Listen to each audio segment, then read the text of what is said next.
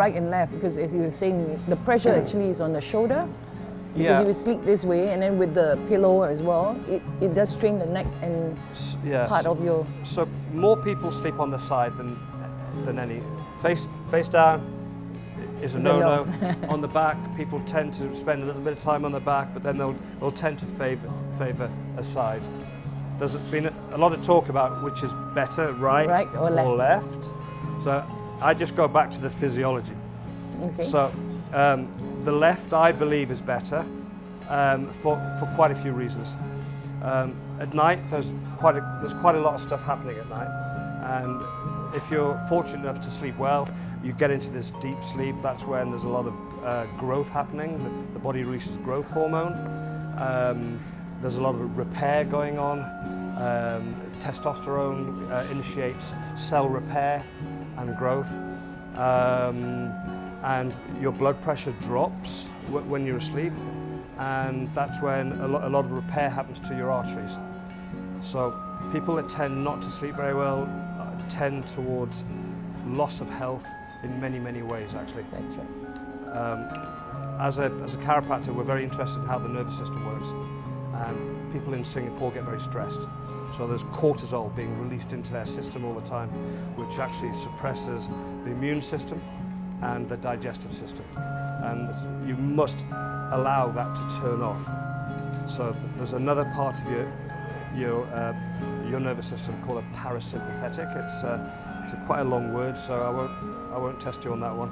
Okay. Parasympathetic, and that's the area. That's what when the stress response switches off, and that's when the repair and regeneration, digestion, immune response happens. So it's very important at night that you get into that comfort zone, so your parasympathetic nervous system can take over, because that's where health is good. If you want longevity and vitality, and you want your body to tend towards health and wellness, which is what everybody wants nowadays, then you've got to get into this area of deep sleep where I describe it as the good stuff happens.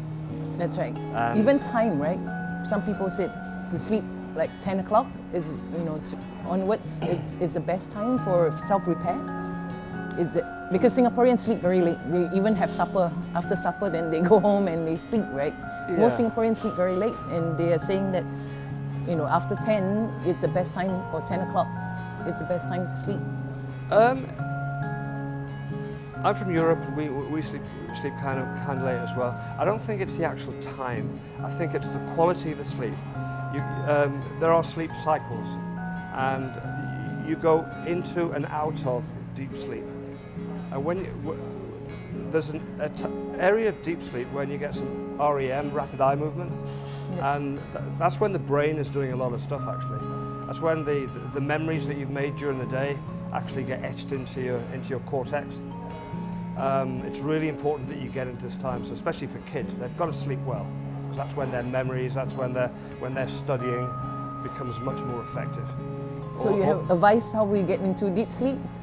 Yeah, you need to be comfortable, and you've got to create good habits.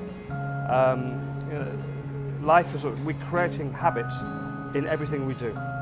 So the way you go to bed, I think you should create good habits. I would. This is Singapore, and I reckon most people take their cell phone to bed. That's they right. probably lie in bed just going, checking the Facebook and all the social media sites in bed, and that's probably not the best thing to do. It's just stimulating. You need to get that phone away from you, and it's much better to pick up an old-fashioned book and just spend 10 minutes. This is what I'm trying to do with my kids. Sometimes I fight a losing battle, I think, but you've got to create good habits. You need a room that's dark. Again, I go back to physiology. You have something called a pineal gland in the brain, and when it's dark, that pineal gland is going to release melatonin.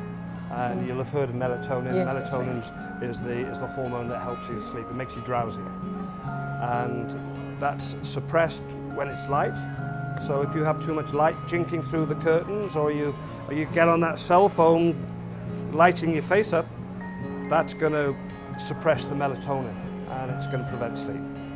So you've got to create some good habits. Yeah, I have a lot of friends who wake up and they said the moment they wake up, they're already tired. Are there advice that you could give as well, besides good sleep and maybe good habits? Are there any other thing they need to look out for? Yeah. Why are people tired? Not enough sleep. Yeah, that's one. But there's also things that just sap your energy all the time. Now, obviously, you've got my book there. Yes. Posture really does matter. If you don't have good posture, you have tightness. And tightness is tight muscle. That's muscle contraction. So what's happening? It's just draining your energy. If you've got tight muscles all the time, it is draining your energy. So that's one thing. And then obviously the stress of work and stress of life in Singapore, and driving on the motorways and the MRT and the stress of work. People apparently work the hardest in Singapore. That's right. Apparently that was confirmed by Gallup, so I have Yes. to take that seriously. Which means people are stressed, which means they have to have solutions to balance it. I mentioned it to you the first time I met, that disease, if you break that word down, dis-ease is a loss of ease in the system. And the Chinese talk about qi, and that's the flow of life force, of natural force, energy. And if you have blockages, then in the flow of energy, then this is a state where you lose harmony in your system, and then that is the state of disease.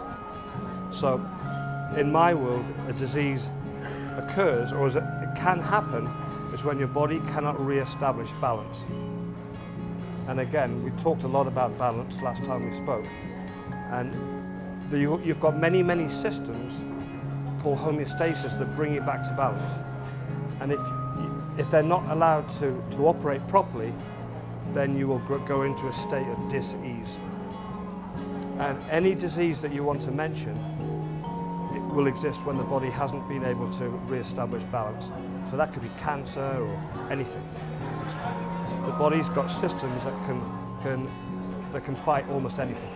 But if you are stressed too long, if you have bad posture too long, if you have so much bad sleep that your system cannot re-establish the balance, you will go into disease. I'm always very intrigued by the way you describe things and the way you advise us on health.